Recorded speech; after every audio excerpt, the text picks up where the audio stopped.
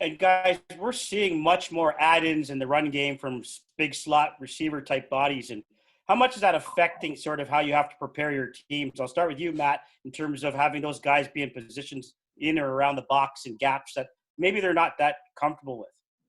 Like probably from day 2 or 3 of camp, you have to start talking about add-ins and the value of it, and that when your guy goes into the box, is he attacking an edge or is he going across the formation?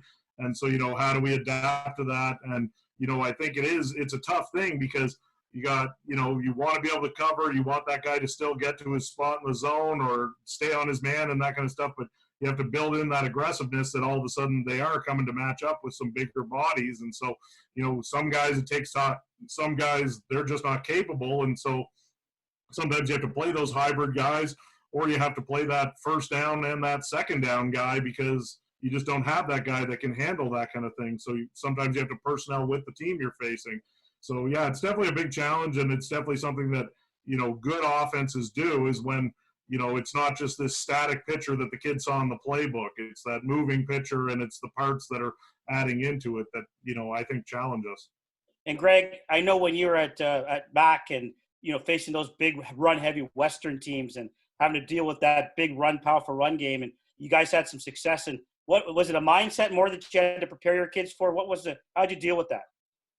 To be honest, I think there have been stretches there where that Western run game is just defined Canadian football. I think it was just an excellent model and really tough to defend. And then the next year there'd be something new, right? And I think, and I can't pinpoint the year, but all of a sudden you're being attacked from every angle. You've got a number one receiver driving down the line and ear-holing the defensive end. The number two receivers digging out your Sam, right?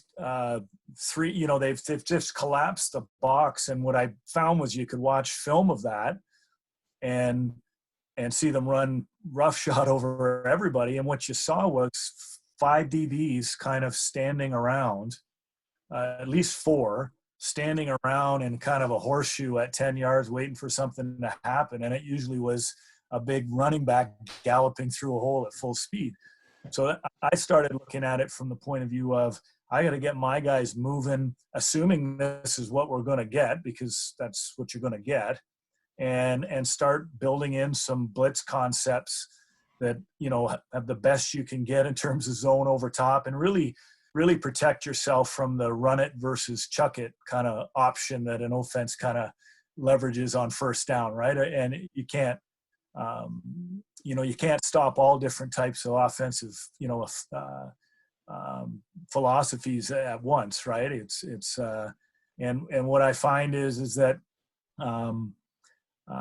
you spend so much time teaching fits, crack replace rules, and drilling it, and then sometimes you just find that you just don't have the kids to do it. You have kids that are better off pinning their ears back and attacking a gap and sitting in that gap right now, and then trying to build a zone shell around it. So that's, my long answer, I guess, is that's kind of where I've gotten to with the add-ins, is